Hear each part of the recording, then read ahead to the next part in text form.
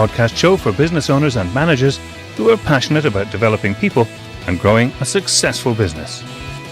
And now here's your host, Alistair Booth from the HR Booth. Welcome back to the channel. In this episode, going to discuss something that's come up a few occasions with some clients recently, and something that we've kind of seen at close hand ourselves, and it's around giving feedback to employees where you're perhaps meeting a bit of resistance from them around the feedback that you're given. So, I spoke about the importance of feedback quite a bit in the past.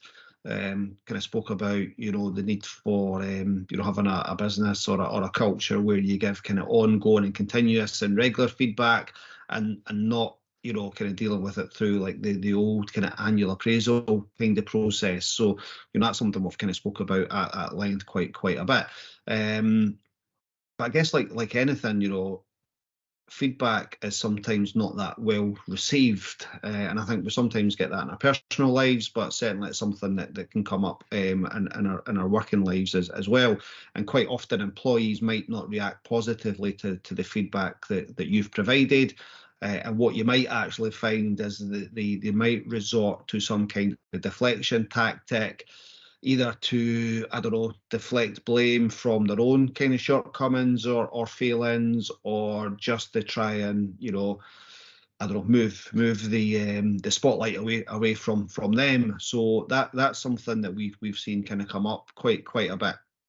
And I suppose as a manager, if you're having to kind of handle these kind of situations, it's important that you kind of deal with that in a delicate kind of manner. Because what you obviously want to try and do is maintain a healthy working relationship and a healthy working environment. So it's important that it's kind of dealt with in I suppose a calm and measured and positive kind of way. So what I want to try and do in this episode is just kind of take you through some of the steps that you might have to kind of go through to deal with such a situation where an employee is perhaps using deflection tactics when you're giving them some, I suppose, constructive feedback or feedback that they just don't like. So the first kind of point in this then, I suppose, is understanding the deflection tactics. So why is that something that they're perhaps doing? So deflection tactics are usually some kind of form of defense. So the employee is trying to kind of shift the focus or the blame or responsibility from themselves to cover their own kind of gaps in performance. So what you kind of might get there is a little bit of kind of denial, that they might kind of dispute the feedback that you're given or attempting to give. They might try to kind of shift the blame onto a colleague or workload or a customer, or a IT issue, for example. They might try to kind of make excuses for their shortcomings, or they might actually just kind of challenge the accuracy of the feedback that you're providing. So recognising these tactics, I suppose, is the first step in actually being able to effectively kind of manage them. So just understanding the different types of deflection tactics is important. And if you can recognise these kind of tactics that the individual is using, that hopefully kind of helps you manage that situation a little bit better in the future.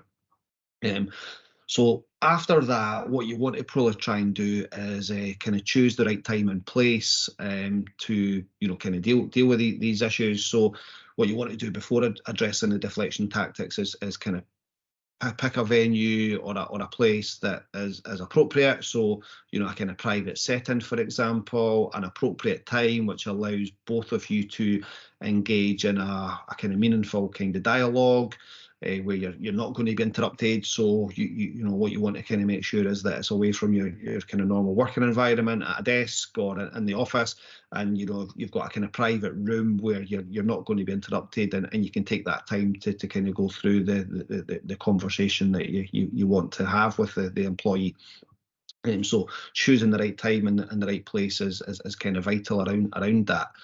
The next one, and this is sometimes maybe a little bit kind of difficult for a lot of line managers, is that when the employee responds, probably quite defensive, is that you might want to try and get defensive as well, and interrupt them. So what I would probably try to encourage you to do there is not to do that, but just to actively kind of listen. So give them a chance to express their feelings, their concerns, their own kind of perspective on it without interruption, and it shows that you kind of do value their input, and it does kind of hopefully create an atmosphere of open kind of communication. So active listening is definitely something that's important when you're addressing these types of issues. The next one is about staying calm and objective. So your behaviour is important here. What you want to try and do is kind of be composed. You want to kind of have a kind of neutral tone, I guess, during the conversation, not be confrontational, not be defensive yourself. Emotions will run high because the individual is not happy with the feedback they're receiving. So if you kind of react in the same way, you're not going to get anywhere. So what you want to try and do is stay calm and objective, stick to the facts, address the specific feedback points that you've got. Do that with clarity and do that with objectivity. So your preparation is kind of key here as well. But stay calm and stay on point. Don't get dragged into anything that's irrelevant to the conversation, and be completely focused on the feedback that you're attempting to give. And that's probably what you want to be doing there around being calm and objective. The next one is just around, I suppose, acknowledging the individual's kind of feelings. So you won't necessarily agree with what they're saying. Obviously, they've got their reasons for having a deflection kind of tactic approach.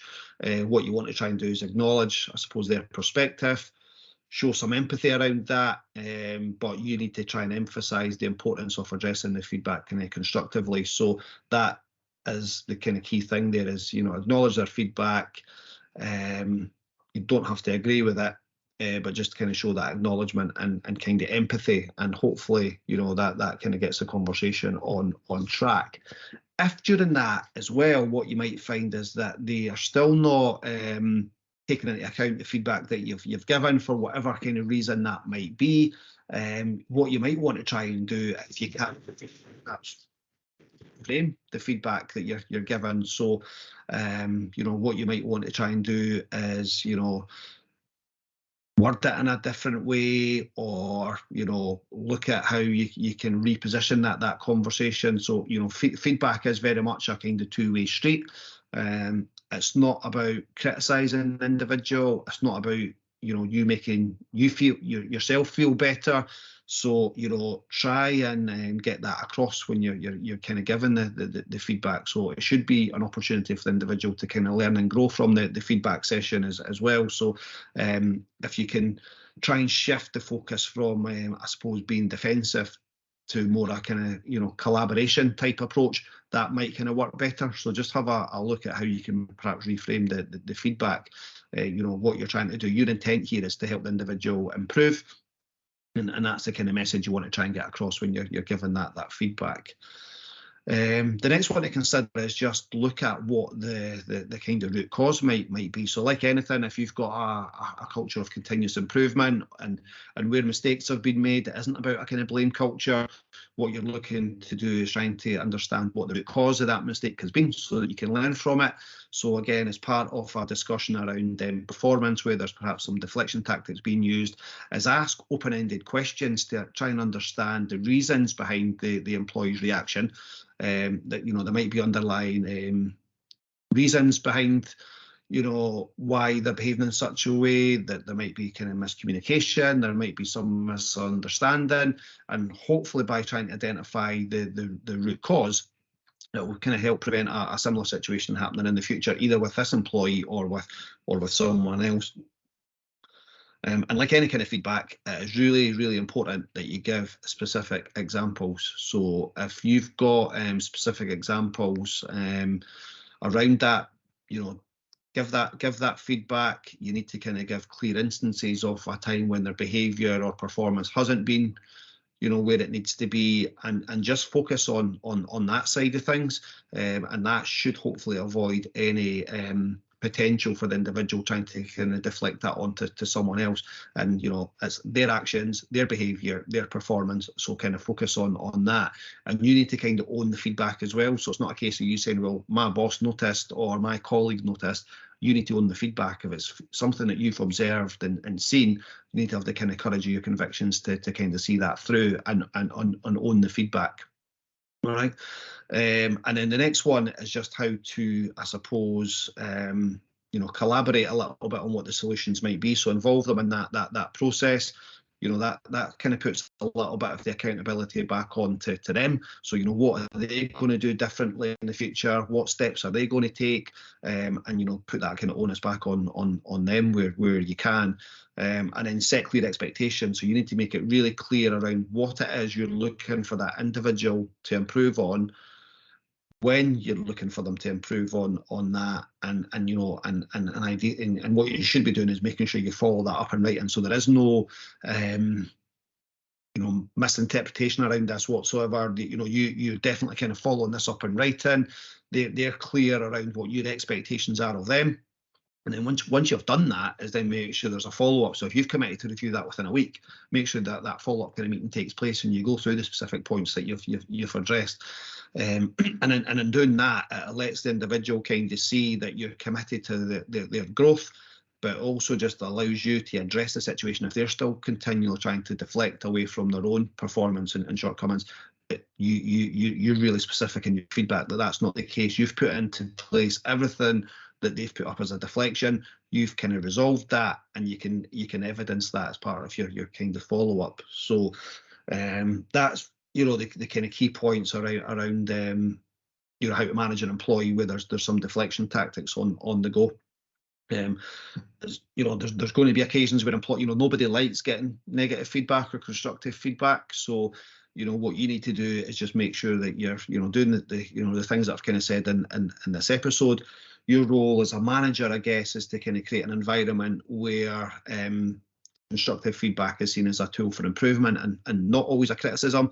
And hopefully, if you can kind of use some of the points in this episode, that will allow you to kind of manage that situation better in the future. If not, then that might be a separate conversation that we need to have and give you some advice on how to kind of take that forward to the next stage. But hopefully that has been of use. If you've got any questions on anything in this episode, then you can reach out to us at the usual places, which is via the website, which is www.thehrbooth.co.uk.